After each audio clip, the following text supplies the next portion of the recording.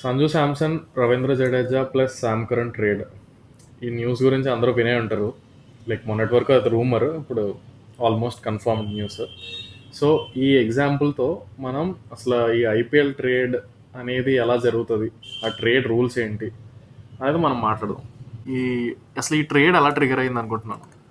First Sanju శాంసన్కి ఆర్ఆర్కి some issue ఏదో start అయింది last year అది ఇష్యూ స్టార్ట్ అయింది. సో ఏమనుకున్నాడంటే ఓకే అంటే తన పవర్ ఎక్కువ లేదని చెప్పి కమాండ్ తగ్గిపోయిందని చెప్పి ఫ్రాంచైజ్ మీద మనోడు వద్దు నన్ను రిలీజ్ చేసేయండి నెక్స్ట్ ఆప్షన్లో అని చెప్పాడు.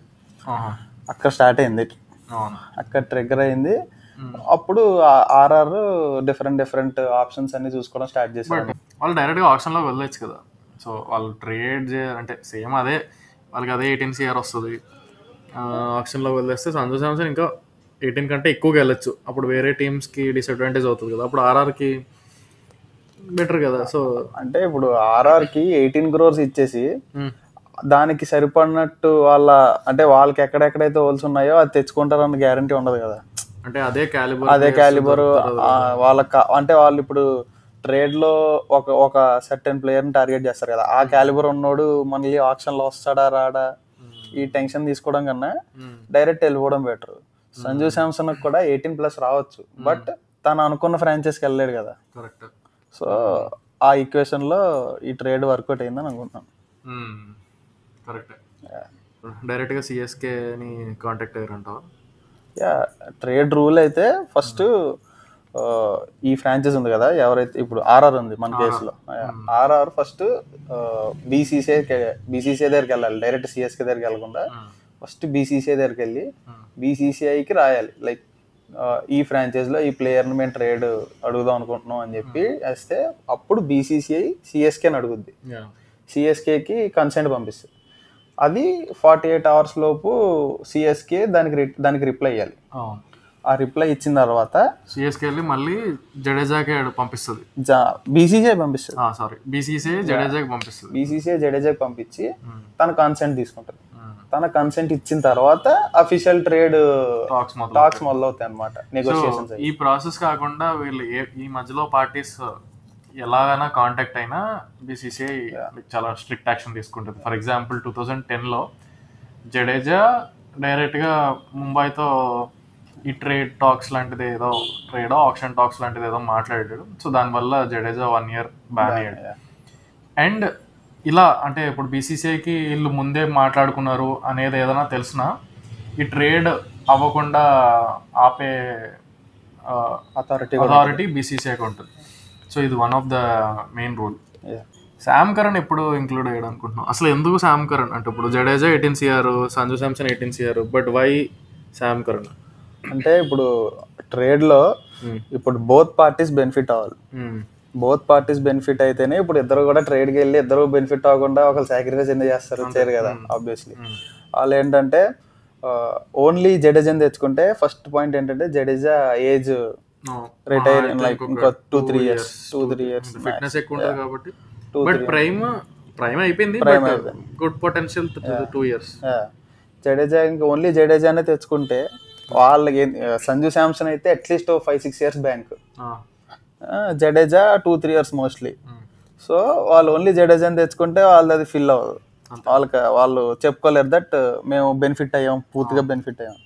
సో ఏమైందంటే శామ్ కరణ్ ఏంటంటే ఆర్ఆర్కి లాంగ్ స్టాండింగ్ ఇష్యూ ఉంది కదా, number 7 allrounder, fast bowling allrounder number 7. So దానివల్ల వాళ్ళు కరణ్ కూడా ఇంక్లూడ్ చేశారు ట్రేడ్లో. యాక్చువల్లీ ఇప్పుడు సిఎస్కే కూడా ఇప్పుడు శామ్ కరణ్ స్టార్టర్ ఏం కాదు, సో పక్కా ప్లేయింగ్ 11 కాదు. అండ్ శామ్ కరణ్ స్టేక్స్ కూడా బాగా డిప్ అయిపోయాయి, బట్ లైక్ క్వాలిటీ ప్లేయరే. ఆర్ఆర్కి వెళ్తే నాకు తెలిసి పక్కా 14 games ఆడతాడు. 14 games ఆడతాడు. ప్లస్ ఆర్ఆర్కి ఇంకో అడ్వాంటేజ్ ఏంటంటే before last year mega auction వాళ్ళ ఇండియన్ స్పిన్నర్స్ని ఇద్దరిని వదిలేశారు. వాళ్ళకి ఏంటంటే లైక్ ఎప్పుడు కూడా ఒక టీంలో ఒక ఇండియన్ స్పిన్నర్ ఉండడం చాలా ఇంపార్టెంట్. వాళ్ళకి ఆ క్రైటీరియా కూడా టిక్ అవుతుంది జడేజాని తెచ్చుకోవడం వల్ల. సో ఇప్పుడు బోత్ ఎండ్స్ కొంచెం ఈవెన్ అయినట్టు. ఇప్పుడు అశ్విన్ ప్లేస్ లో వాళ్ళకి జడేజా వచ్చినట్టు. అంటే సిఎస్కే ఎలా బెనిఫిట్ అయిందంటే సిఎస్కేకి లైక్ స్టార్ పవర్ అంతా ధోని, ధోని తర్వాత రుతురాజ్ వచ్చాడు కెప్టెన్గా. బట్ రుతురాజ్ అంత అంటే ధోని రేంజ్ ఎవరు వెళ్ళలేదు అనుకో, బట్ అంత స్టార్ పవర్ లేదు. బట్ సంజు శాంసన్కి సౌత్లో చాలా క్రేజ్ ఉంది, ఎస్పెషల్లీ కేరళ, తమిళనాడులో కూడా మంచి ఫ్యాన్స్ ఉన్నారు. సో సంజు శాంసన్ వచ్చాడు అంటే you can fill some of the gaps. Like Dhoni వెళ్ళిపోయిన తర్వాత అసలు చాలా గ్యాప్ ఉంటుంది, అది కొంచెం ఫిల్ చేయాలి. Next 5-6 years wicket keeper, Indian international, captaincy material. If అంటే ఇమీడియట్ గా క్యాప్టెన్సీ ఇవ్వకపోవచ్చు, but if Ruturaj continuously fails, అంటే కొంచెం రుతురాజ్ ఇంజూరీ అయినప్పుడు క్యాప్టెన్సీ చేయడం, సో చాలా ఉంది. సో ఈ విధంగా అంటే ఇప్పుడు వాళ్ళు 2 players పోయినా, రవీంద్ర జడేజా వాళ్ళకి లెజెండ్, అండ్ చెపాక్లో స్పిన్ చాలా ఇంపార్టెంట్. అలాంటి స్పిన్నర్ పోయినా సరే లైక్ వీళ్ళ బెనిఫిట్స్ వీళ్ళకున్నాయి. అదే నువ్వు ఆర్ఆర్కి మనం మాట్లాడుకున్నట్టు ఆర్ఆర్ బెనిఫిట్స్ ఆర్ఆర్కి ఉన్నాయి.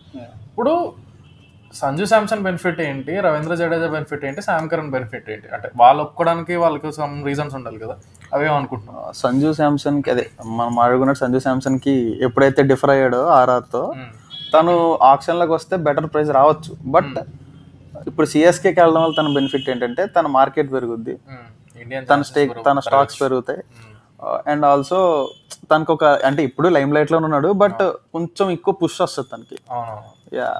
శామ్ కరణ్కి వస్తే తెలిసిందే మనకి సిఎస్కేలో స్టార్ట్ అవుతాడని అయితే మనం 100% గ్యారంటీ వస్తుంది. సో ఇక్కడ మోస్ట్లీ 14 games ఆడతాడు. జడేజా అంటే జడేజాకి అనుకున్న అంతే పెద్ద జడేజా ఇంకా పోయేదేం లేదు, ఎందుకంటే ఇప్పుడు చెన్నైలో ఉన్నా సరే, చెన్నైలో ఉన్నంత క్రేజ్ చెన్నైకి వచ్చింది. ఇప్పుడు ఇండియా టీంలో ఆపర్చునిటీస్ రావాలి అలా ఏం లేదు. ఎలాగో 2 అదేంటది T20 ఆల్రెడీ రిటైర్డ్. టెస్ట్ లో ఎలాగో జడేజా ఆడినంత వరకు జడేజా ఆడుకోవచ్చు. ఓడిఐలో కూడా అంత కన్సిడర్ చేయట్లేదు, ఎందుకంటే management is pushing Akshar Patel. So ODI format కూడా ఇంకా వైట్ బాల్ అనేది ఇంకా దూరం అయిపోతున్నట్టే. సో అంటే చెన్నైలో ఇంకా చేయాల్సింది ఏం లేదు, మొత్తం అంతా అచీవ్ చేశాడు. ఒక ఐపీఎల్ లాస్ట్ లో ఫైనల్లో లైక్ 6-4 గెలిపించాడు. సో ఇంకా జడేజా చెన్నైలో చేయాల్సిందంతా చేశాడు. ఇప్పుడు కొత్త ఫ్రాంచైజ్కి వెళ్తే కొత్త లవ్ ఫ్రమ్ ఫ్యాన్స్. ఎలాగో నార్త్ ఇండియన్ బాయ్, ఆ నార్త్ ఇండియన్ ఫ్యాన్ బేస్ వస్తుంది. ఆర్ఆర్లోనే స్టార్ట్ అయ్యాడు, ఆర్ఆర్లోనే అసలు ఈ ప్లేయర్ ఒకడు ఉన్నాడు అని చెప్పి అదొక లైమ్ లైట్ లోకి వచ్చాడు. సో వేర్ హీ స్టార్టెడ్ అక్కడ ఎండ్ చేసే ఛాన్స్ ఉంది. ఇది ఒక హోమ్ కమింగ్, అంటే home coming type. So Jadeja కూడా ఇలా అంటే అంటే ఈ అన్నిటిలో కొంచెం జడేజాకే తక్కువ అడ్వాంటేజెస్, తక్కువ బెనిఫిట్స్, బట్ ఫైన్. ఇంకో పాయింట్ ఏంటంటే ఈ పార్టీకే అఫీషియల్ అయిపోయేది, బట్ ఆర్ఆర్ కి ఫారెన్ స్లాట్స్ ఫిల్ అయిపోయినాయి. అదో పాయింట్ ఉంది. ఆర్ఆర్ కి అంటే ఆర్ఆర్ లో ఆల్రెడీ 8 members ఫారెన్ ప్లేయర్స్ ఉన్నారు. ఇప్పుడు శామ్ కరణ్ వాళ్ళు తెచ్చుకుంటే 9 players అవుతారు ఫారెన్ ప్లేయర్స్. నార్మల్గా ఐపీఎల్లో మ్యాక్సిమం ఆఫ్ 8 players ఉండాలి ఫారెన్ ప్లేయర్స్. ఇంజురీ అయితే రీప్లేస్మెంట్ తెచ్చుకోవచ్చు, లేకపోతే మ్యాక్సిమం ఆఫ్ 8 players ఉండాలి. సో ఈ ట్రేడ్ అనేది ఈ 15th తర్వాతే అవుతుంది, మోస్ట్లీ 15th తర్వాత రిటెన్షన్స్ అండ్ రిలీజెస్లో ఆర్ఆర్ ఏమో సంజు శాంసన్ రిటైన్డ్ అని వస్తుంది, సిఎస్కే ఏమో జడేజా రిటైన్డ్ అని వస్తుంది, బట్ నెక్స్ట్ డే ట్రేడ్ అవుతుంది మోస్ట్లీ అదే వచ్చు. అప్పుడు అంటే ఆర్ఆర్ వాళ్ళు ఉన్న ఫారెన్ ప్లేయర్స్ అట్లీస్ట్ 1 playerని వదిలేయాలి, అప్పుడు వాళ్ళు శామ్ కరణ్ ఇంక్లూడ్ చేసుకోవచ్చు. సేమ్ హార్దిక్ పాండ్యా కూడా అలాగే కదా.